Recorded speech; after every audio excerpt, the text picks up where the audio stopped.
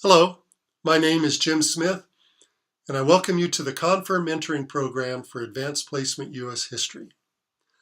I will be leading you through some strategies for teaching AP U.S. History, as well as helping you understand the historical content that your students will need as they prepare for the AP exam next May. If this is the first time you have taught an advanced placement class, you should understand that AP Advanced Placement by definition means you are teaching a college-level class to high school students.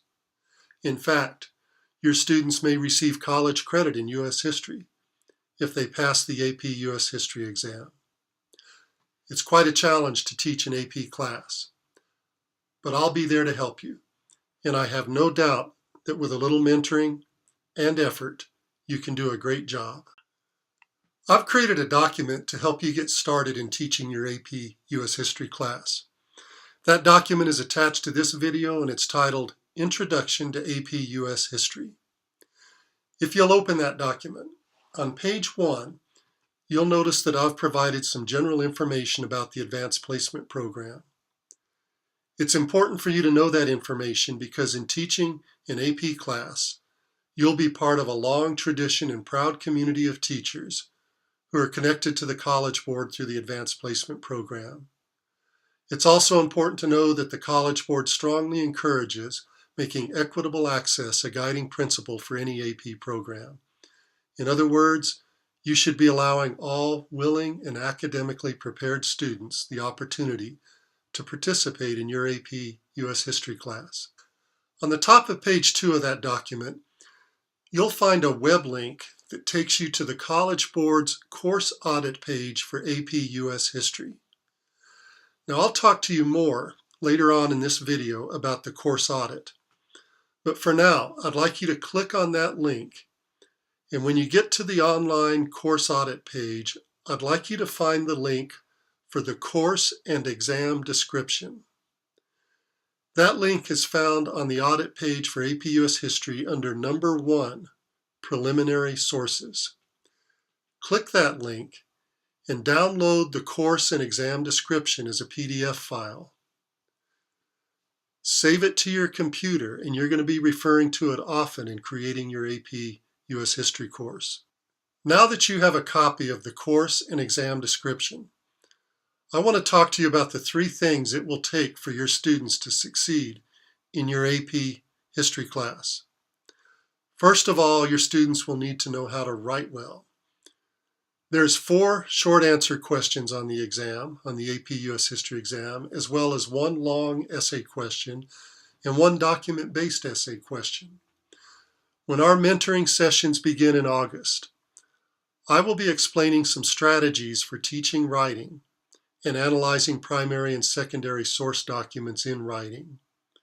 I'll also be explaining the rubrics that will be used for evaluating the written work that your students do in your AP class. The second thing that your students will need to know how to do is to think historically. Open up the course and exam description and look at the historical thinking skills that begin on page 11. You should start to get a good idea of the sort of activities that you'll be doing with your students, and the sort of assignments that you'll be giving them. Become well acquainted with those historical thinking skills. When our mentoring sessions begin in August, I'll be talking to you much more about the specific things that you can do to develop those skills in your students. I've also attached a document to this video that's titled Developing Historical Thinking Skills. I hope you take a look at that document. It should give you an idea of some of the things that I'll be going over with you when I begin the mentoring. It also should give you an idea of some of the things that you might do before your class starts to create assignments and activities for your students. The third thing that your students will need to do well in an AP U.S. history class is they'll need to know a significant amount of historical information. If you'll open up the course and exam description to page 20, you'll see a list of the thematic learning objectives that you'll need to teach in your AP U.S. history course. There are 7 themes in U.S. history that have to be developed throughout the course. And if you look in the course and exam description and go to page 28, you'll see that there are 9 historical eras that you'll have to cover throughout the course. And on the concept outline, in the concept outline that begins on page 28, you'll see the specific historical information that you'll need to go over. I'd like you to notice that the course and exam description distinguishes between required historical content and optional historical content.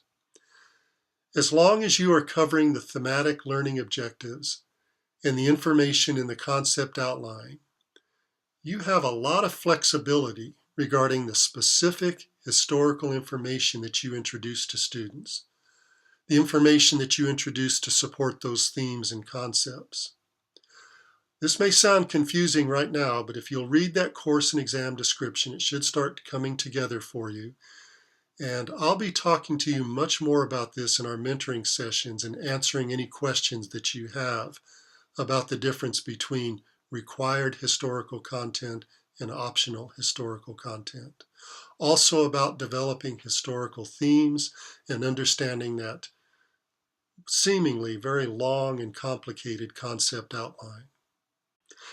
So that concept outline doesn't just seem overwhelming to you right now, I'd like you to take a look at the study guide that I've attached to this video for period 1, 1491 to 1607.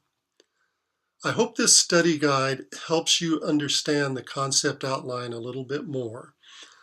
I also hope that it can help you create lessons for your first unit of study this fall.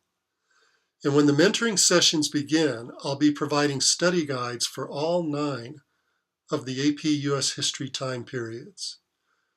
Again, for now, look at that study guide I've given you and get an idea of the historical content that you'll be covering in Unit 1. The information that's in red, it's in red ink on the study guide, is meant for you, the teacher, and not for your students. The information in red is intended to provide you with a key to finding the information in the thematic learning objectives and the concept outline. The information in red also provides a little information about some of the optional content I've included in the study guide.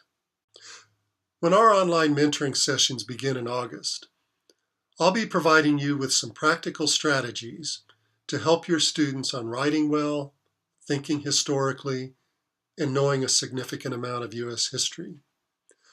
Until that time, I recommend that you get well acquainted with the course and exam description, and that you begin developing a plan for your first unit of study to get your class started, something to get you going before we begin our online mentoring sessions.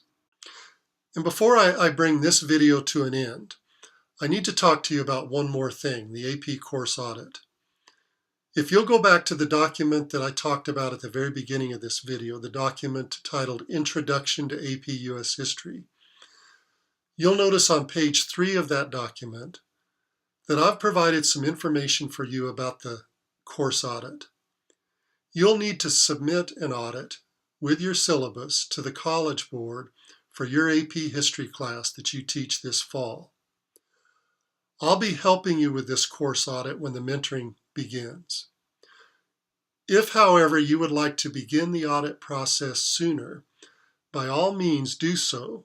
Just check out what I've written about the audit and also go back to the College Board's audit page for AP U.S. History, and then go ahead and get started. Before you begin, however, I'd like to say that you have 3 options for the syllabus that you submit to the College Board.